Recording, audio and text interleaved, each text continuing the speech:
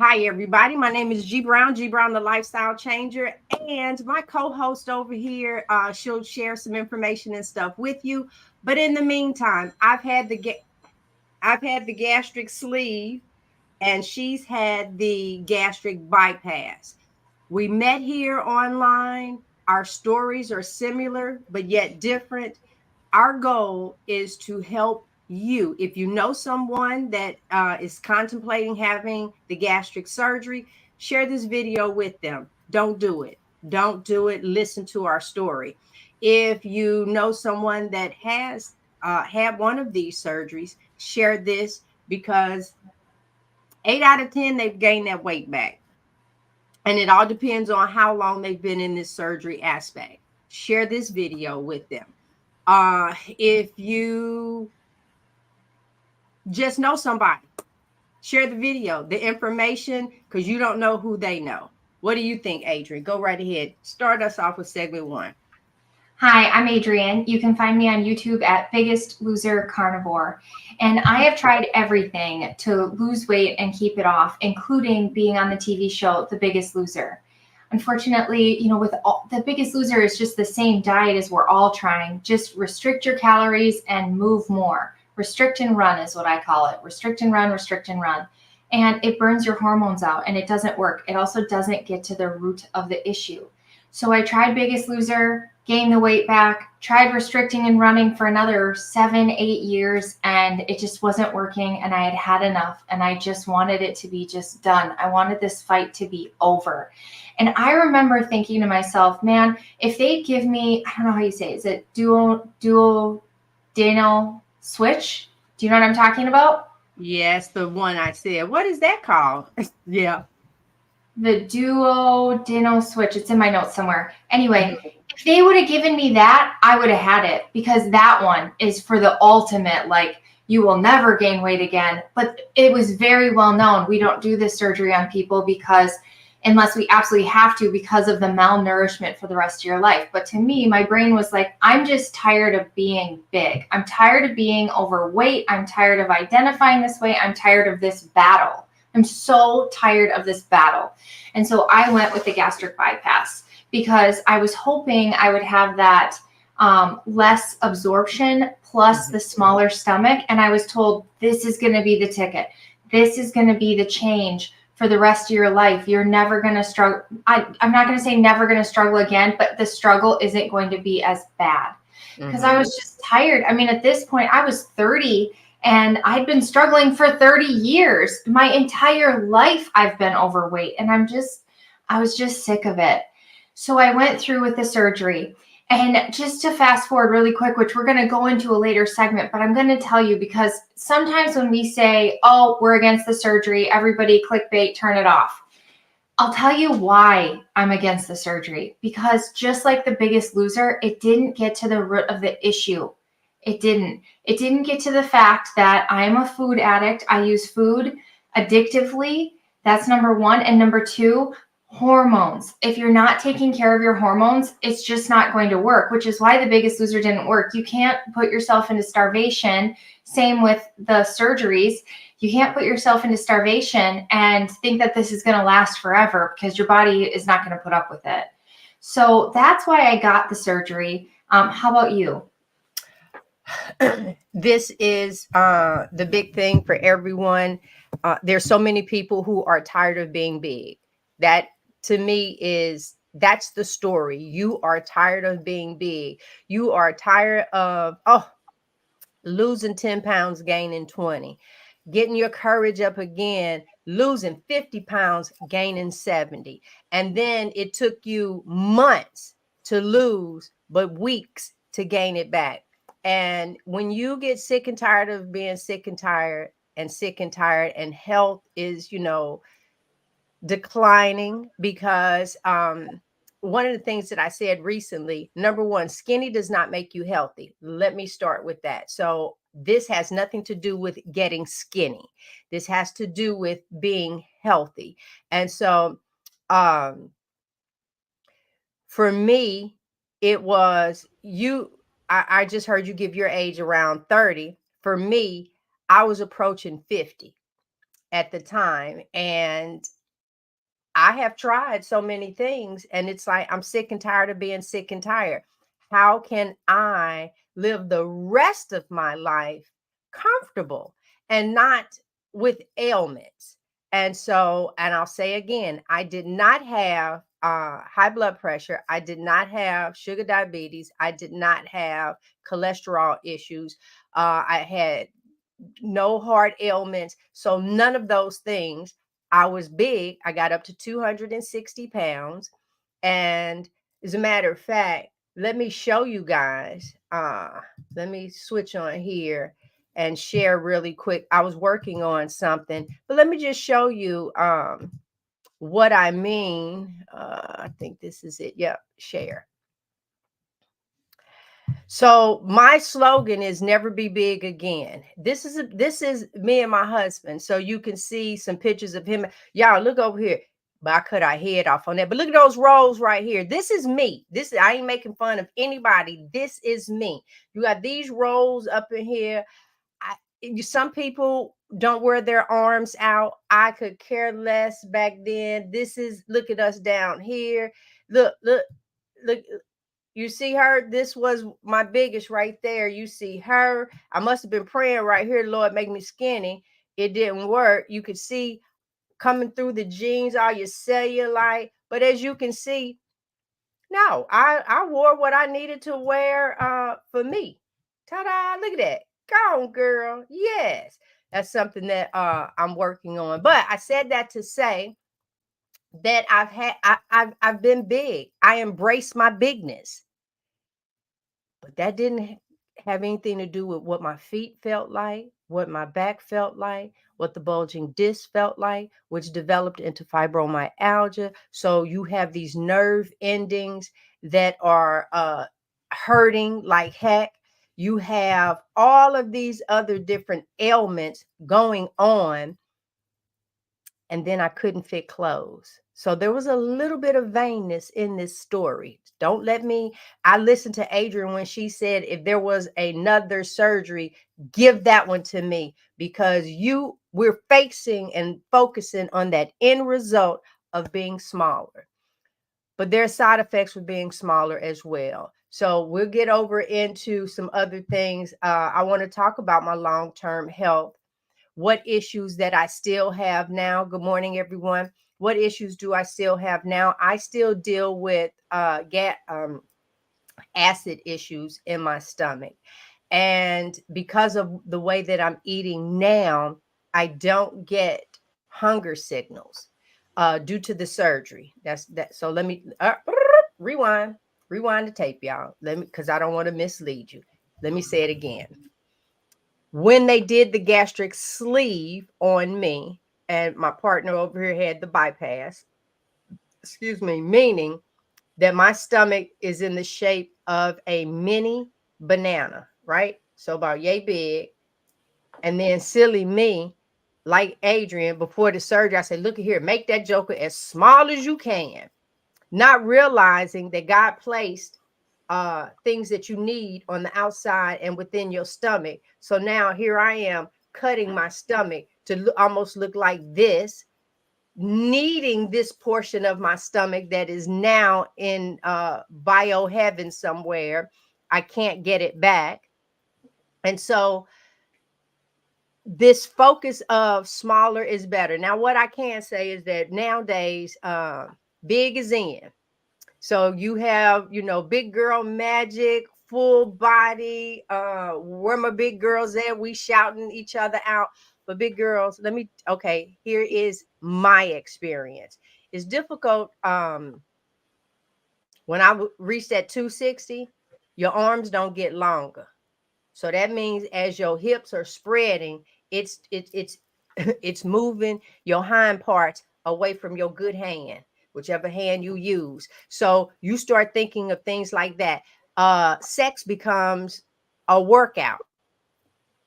It does. And so all of these other different things, and that's when getting smaller starts looking better. And so in this segment, long-term health and wellness issues that we're talking about after the surgery, I developed high blood pressure. So the miracles of the surgery did not work those miracles on me, but I can't go back. I'm here now. There isn't a give me my stomach back. That's gone. The only thing they can do for me now is give me what Adrian had. Honey, the carnivore diet takes care of that. Adrian, what long-term health or and wellness have you dealt with? Okay, so I was deemed a very healthy person until I had this surgery. But honestly, I wish they would have run more tests because they weren't getting to the root of my issue, which is I had autoimmune things going on and my metabolism was shot. But so Hey, man. before this, though, I had no blood sugar issues that I knew of. I was never going into hypoglycemia. I don't know. So once I had the surgery, ever since then, I struggled with insulin. My insulin has been through the roof. So they talk about all these hormones that are supposed to improve, but the one is the fat storage hormone. It can no longer be regulated on my body. And so I'm constantly trying not to gain weight. That's one thing. Other than that, I've had anemia, and I've had to have infusions. And, what it didn't fix is my head. What it didn't fix is my relationship with food. What it didn't fix is my addictive behavior and avoiding foods that are addictive. I was eating all the healthy foods, but all these created healthy foods were made to be addictive. So I was overeating them. And hold on, I had to unmute myself. So thank you. There is something else up here that I neglected to speak on in this particular segment, because we're going to share things that we do for weight maintenance, metabolic health, and how is it that we eat now. So I know for me, of course, we have to have smaller meals. And right before I came on, I thought about, soon as this episode is over, I have some family issues to deal with. So I tried to make sure I ate something prior to coming on. It was 1 egg, 2 yolks, fried in bacon fat, and 2 slices of bacon. And so I ate that. I won't be able to tell you the next time today I'm going to eat. I don't have the signals that's going to say, hey, G, you're hungry. And so what does that lead? That leads my body to be in a stall. Now, maybe if I had carbohydrates or something like that, or being in a calorie deficit, maybe I would be smaller. But I would also have those aches and pains, because smaller does not mean healthy. And so that's not worth it. So to be stalled at 139, look, I could have said 140, y'all, but give me my props. But so I could be stalled at this weight, but my body configuration is changing. And so I'm loving that. The fat here is starting to suck on up. Over in here, you just get to look down. These are these wins, honey, that I love. So my metabolic health in regards to my blood work and my waist circumference, and I'm in such great condition and shape now. I just have to continuously work on my building and maintaining of my muscle mass. What about you? So what they don't tell you when you have the surgery is that most of the weight you're going to lose will be muscle. I mean, it's not going to be fat. And that is why people start looking funny. And they call it Ozempic face now, but we had the same thing with the surgery, where your face just starts sinking in and your skin gets really sad and unhealthy.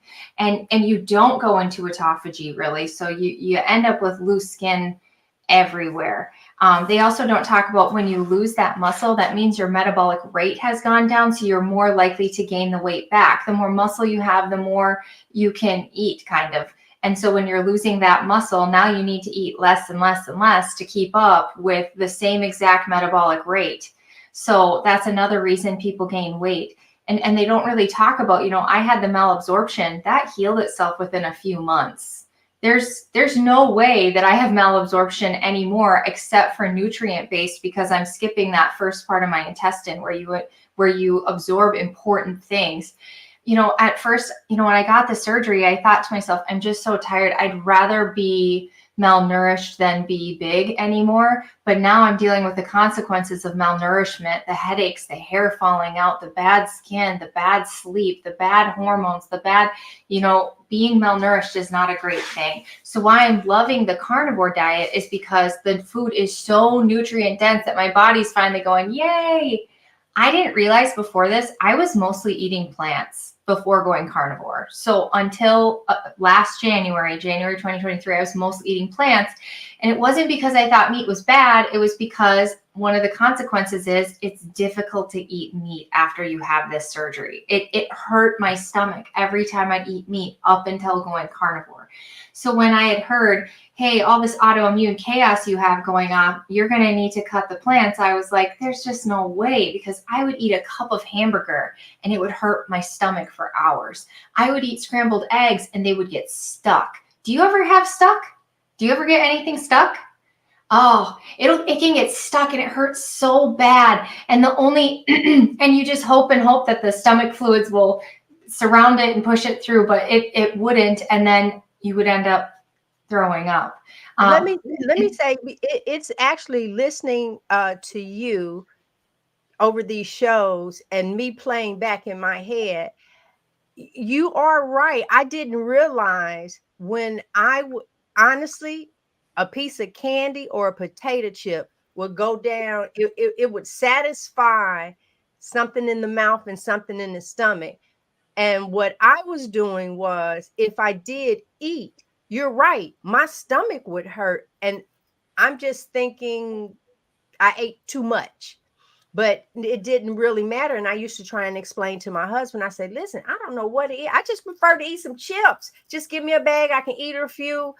Look, and I was vegan. So it's like, all is well. I don't have to worry with this, because this pain that I'm having after eating small amounts of food, not realizing that other people were experiencing that as well, because their classes and stuff after you have the surgery. Did you attend those? They offered sessions, but keep in mind, I didn't tell anybody I was having the surgery, not even my mother. So I'd be doggone if I'm getting ready to pop up in a class and admit that I had the surgery, because I felt that people had the surgery. You cheated. You really did. You just couldn't stick with it. And I was not. Some people have embraced this and they want to share it. This is what's going on, so on and so forth. People are kind of watching you. But for me, no, I didn't tell anyone. Two people, my husband and my daughter, they were the only ones that knew. But I'm glad I'm hearing this, and that explained why I used to have such problems eating anything beyond a potato chip. And we know what will happen if you just continue to eat Lay's. Oh my God, go ahead, finish. I wouldn't even say I was eating chips.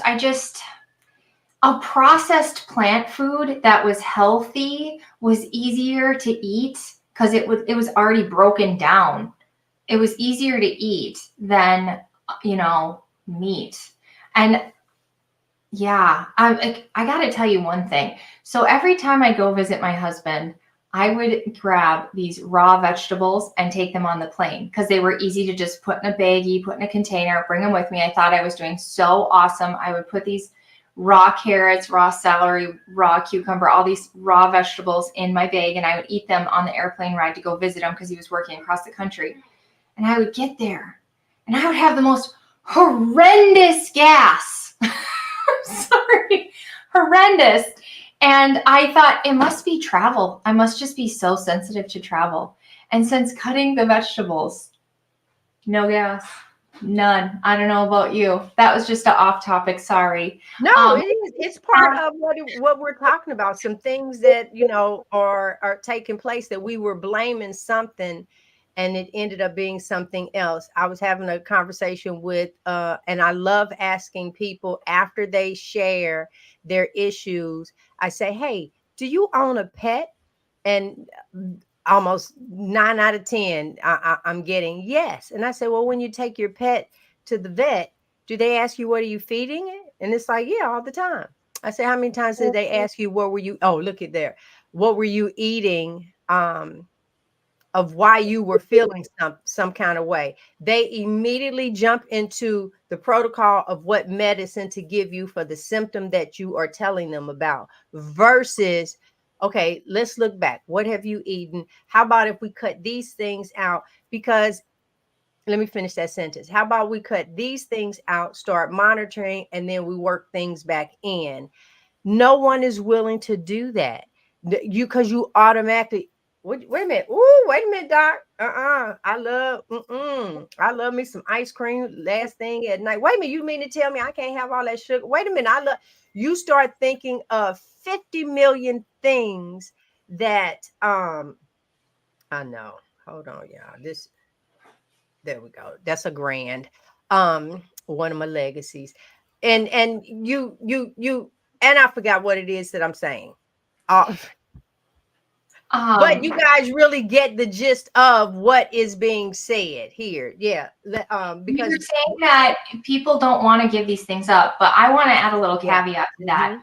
I would have given anything up. I mean, look at where I am, but the advice I was being given Mhm. was incorrect, even as a hypoglycemic. So I'm coming in and I'm like, listen, I can't even go to the grocery store because I start shaking, sweating, and dropping to the ground and nearly passing out. I get incredible brain fog from this hypoglycemia. Like, this is debilitating. I can't leave my home without my blood sugar dropping. I can't go to my kid's concert for choir without my blood sugar dropping. And you know what they told me? Eat a little bit of sugar every however long I need. If that means every 10 minutes, it means every 10 minutes. Bring that blood sugar back up, is what they told me. That is horrible advice. Absolutely horrible. And every nutritionist who actually believes that and gives that should be let go from their position. You need to stop spiking your insulin.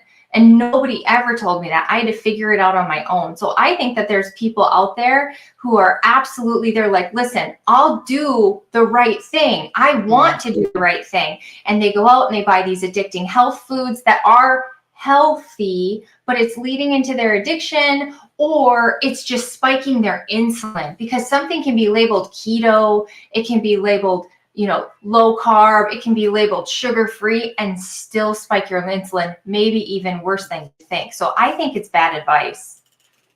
I agree. I really do agree with that. Um but it's what we've been taught. And so with that, we are coming against the grain, saying no, eat the red meat, eat the lamb, eat the fat, eat, no, use butter, use the real butter, use the grass fed butter, even better. That here we are coming along, and it's like, whoa, wait a minute. And oh, that's I was making mention. Here's another thing that blows me away.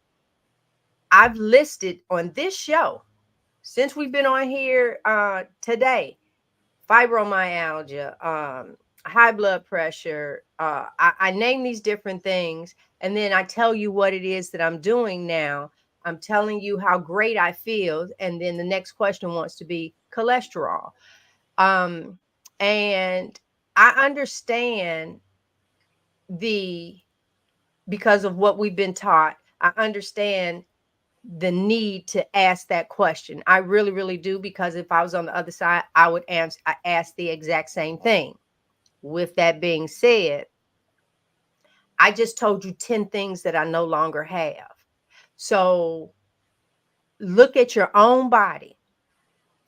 What else is going on in regards to your body that you don't get hung up on that one thing, because we've been taught wrong in regards to it. You will get a total cholesterol because once again, they have a medication to push. plain that I mean that is the ugly way of saying you now we go against with total cholesterol so we can write you a statin. Not we, not them, not me. So a statin can get written for you, and then that will cause some other things.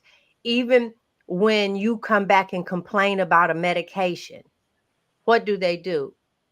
They'll switch it to something else, or they'll give you another medicine to fight those issues that's happening. You get into with another one, and so that entire cycle. And what I'm saying now is, by eating this way, the way that I do, I take zero medication. My stomach is slowly, because I did the damage all those years, it's slowly coming into play. Because now that I think about it, I had 3 strips of bacon. For me to eat 2 yolks, 1 white, and 3 strips of bacon in one setting, and not with a bunch of burping or have to walk and get that down, my body is doing wonderful now eating this way. I'm coming up on 1 year in May. So next month, I don't even know what this month, April, May. Yes, May. Next month, the 8th, the 24th, 26th, 26th. That'll be I'll have my 1 year anniversary, and I've never felt better. Never felt better in my life. In my life. And when we say aging backwards, we really mean from the inside. Slowly but surely, you are now aging backwards. So, on this last segment, celebrating some achievements and looking ahead, Adrian, tell me, uh, and I'll finish after you, some achievements that you are proud of, and looking ahead, what do you feel with the bypass? Um, how is this going to turn for you? So first, I want to go back to one thing I promised my people that I would share, which is so many people have said, listen, I get it. I need to eat more meat, but it hurts my stomach. How am I supposed to do this? So it hurt my stomach too. So first thing I did was, honestly, it was a really big paradigm switch to stop using any plant fats, no olive oil, no plant fats, none of it. And then start using tallow, beef lard, pork lard, and butter. Start using animal fats, duck fat. And when I first ate, I would eat things very ground up and chew, and add lots of fat. And that helped it go down. Now, it had to be I used melted, and that worked great for me, but some people have an issue with rendered fat, so I would add a different fat. Another thing is, you really want to get your nutrient density in. So eating things like Carnivore Bar, which is pemmican, you can make it pemmican. You search pemmican, and it's basically beef tallow with dried beef powder in it. And it's delicious, and you can get your nutrients in. And another one is dried meats. And that Put way, those in the comments. If you remember how to something you just said, that pemmican, beef. Yeah. Spell it as best you can. it's like PEMMICAN, but I'm not making any promises on that spelling. Okay. Well, you put it in. Give me something to go by while you're talking. I'll find it. Yeah. So those are the things that I did, but my stomach did change. Like last night, I ate like 8 to 10 ounces of ribeye. I have no issues eating meat anymore. And so that's great. I do want to add another thing here that just so plants are carbs. Your body sees carbs as sugar. So you can be eating vegetables, and your body is going to translate that pretty quickly into sugar. Now, your body can also turn meat into a type of sugar for your body. But because of the slower process or the breakdown or the chemicals of what it's using, it doesn't spike your insulin. It really doesn't spike my insulin. And I've been watching and checking, because if it did, I would be having hypoglycemia, but I don't. And I can eat large amounts of meat and not have insulin issues. So that's a huge victory. I have had to reduce. I'm actually on the lion diet. So I'm eating ruminants, water, and salt. Not everybody has to do this. It's just that there are multiple things that can affect your body. And so first thing we want to do is get a reduction diet down to your meat, your eggs, your butter, your dairy. And then if you're still not getting better, like I wasn't, then you have to look at what's in your air and if you have some autoimmune stuff going on. So for me, that was something called chronic inflammatory response syndrome. And in my notes, I'll leave a link to some places that have great resources on that. But I wouldn't worry about that until you first eliminate down to these non-inflammatory, highly nutritive, highly bioavailable nutrients, your meat. So you give that a try first, and you give it a try for months, and I bet you anything, you'll just feel so much better. A huge milestone for me too is that I was able, throughout the years, I would go in and they would put me on this anxiety medicine and this anti-anxiety and this antidepressant and this, and none of it really ever made me feel better. None of it. And reducing to meat, I can react to things so much better. Of course, you know, your kid gets bullied at school, you have a reaction, but my reaction doesn't go into panic that lasts for hours and hours and affects me physically. And now I can't sleep and I've got a headache because it affected me for so long. Like right now I can take hits a lot better. It has, like, they call it the carnivore zen. And I think that is just a huge accomplishment. And then also when I started carnivore, so when I had gastric bypass, I got down to 165. I immediately, within a month, started going up to 175. And I spent the next 7-8 years in after my surgery, the 170s to 180s. Then I had babies here and there. And when I started carnivore, I was 202. And I had been that for almost a year after my pregnancy. So I was at 202. And today, it's between 155 and 157. So, and I've maintained this since last July with no problems maintaining it. No problems. I'm not doing anything extreme. It's comfortable. It's great. I eat 2,000 calories a day and I can maintain, even with my hormones. I'm still working on healing those things. Even with that, I'm able to maintain and be full and my skin feels better. People say I glow. I don't even wear makeup on my skin, just a little bit on the eyes. And so, yeah, how about you? Sorry, I could go on and on and on. I know. I want to hear it. But so in 2010, about 14 years or so, Mary had her sleeve and she was saying that it looks like she'll never be able to eat steak unless it's ground or minced up with added fat. Mary, I don't know what you are going through with it. What is that? What is this stuff?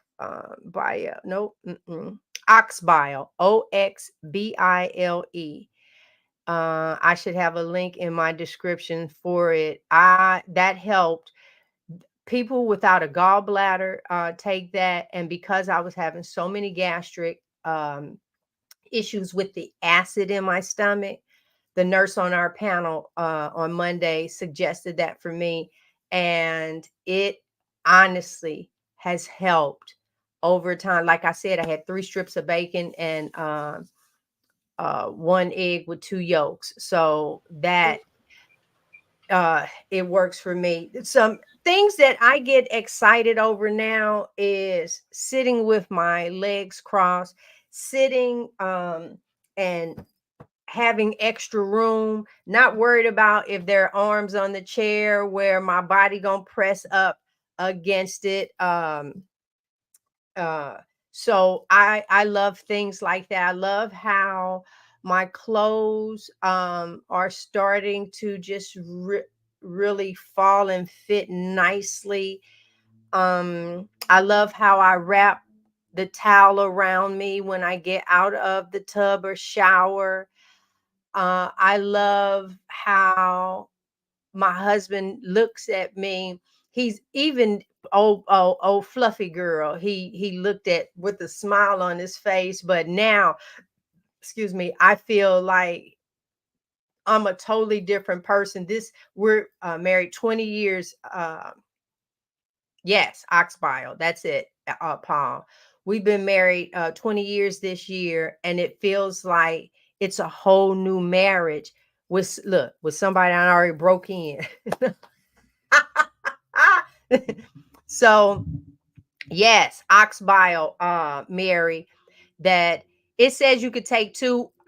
I did the two, and at first it's gonna clear you out. It will, and just start, I guess, making your stomach stuff better. I only do one pill though. Two was too much for I'm going to say my system with the sleeve. So yeah, but I enjoyed that. We so looking ahead, I had shared this once before. I wanted to be 125 by my 60th birthday in July. And unless something drastic happens, I don't see me dropping that amount of weight. Because I had to come all the way through the 30s. And yeah, that's almost like 15 pounds. And that would be too much too fast for me on my body frame for the way that I'm losing it. And it wouldn't just be fat. I know muscle would be mixed up in that as well to lose it like that. Uh there you go, Mary. That's too funny. That's it. We newlyweds again with and I'm trained for him and he's trained for me, so it's perfect. And I kind of wish I didn't tell myself about being 125. So now I've backed up off of that and I am enjoying the process. I am now enjoying um I'm not racing to get to 125.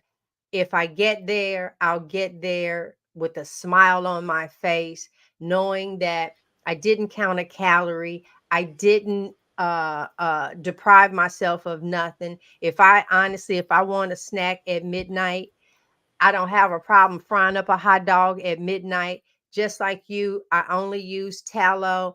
Oh, when you said that, okay, hold up, back up before I say that part. Could it be, Adrian? Check this out. Could it be the reason why meat hurt our stomach is what we were cooking it in between the flour and the seed oil? And you wanted to blame the meat, but in actuality, that's what you couldn't take because you weren't putting flour on your vegetables or your potato chip. You weren't adding flour and frying your fruit or your vegetables, so it didn't bother you. It's possible that that seed oil and that flour that fried chicken was done in. And then some people say, yeah, but I baked mine. But what did you season it with? And go on from there. That could, we might be on to something.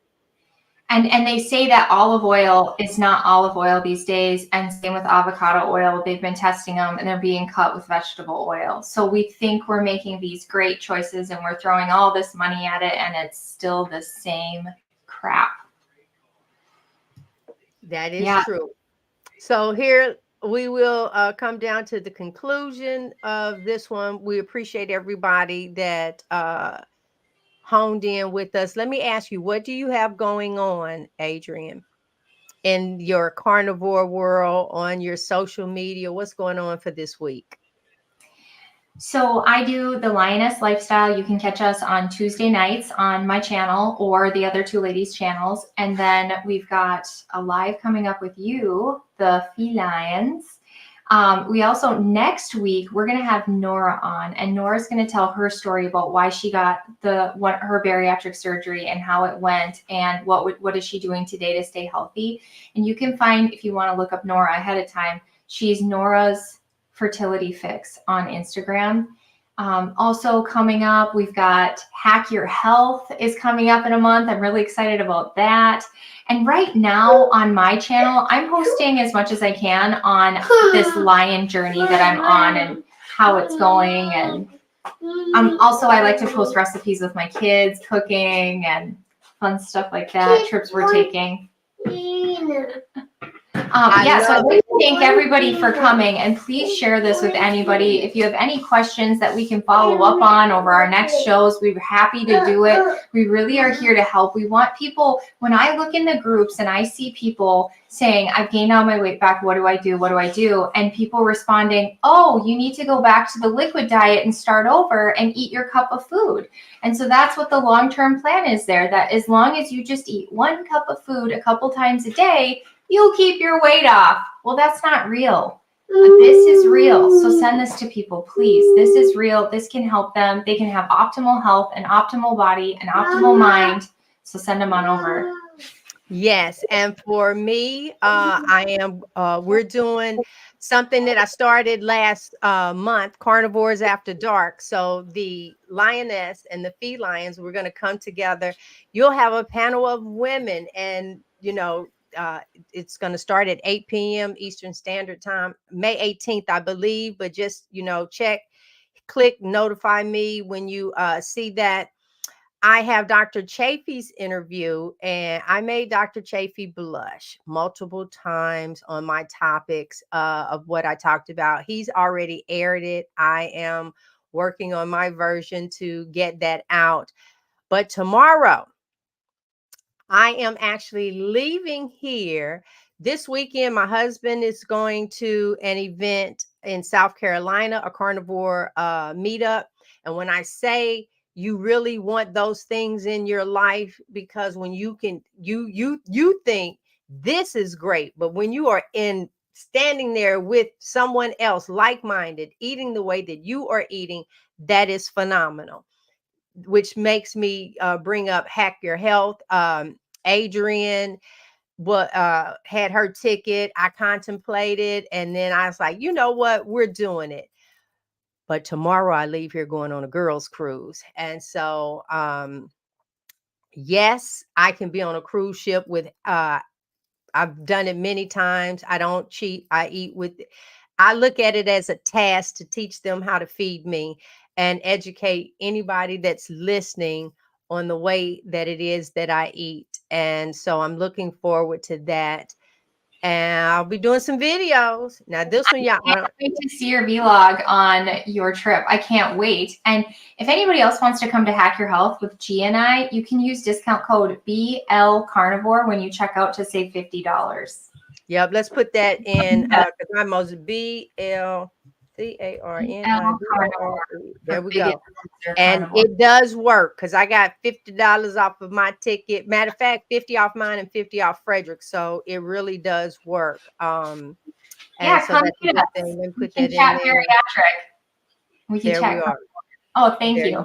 Yes. So BL Carnivore, that's it.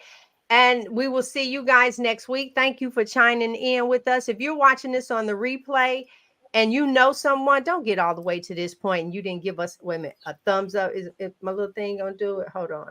I didn't figure this thing out. Wait a minute, girl. Watch this. I figured this out. And bam, there it is. Yes. Oh, you have to show me. Yeah, I will wait. And so in the meantime and in between time, we will see you. We will see you guys next week.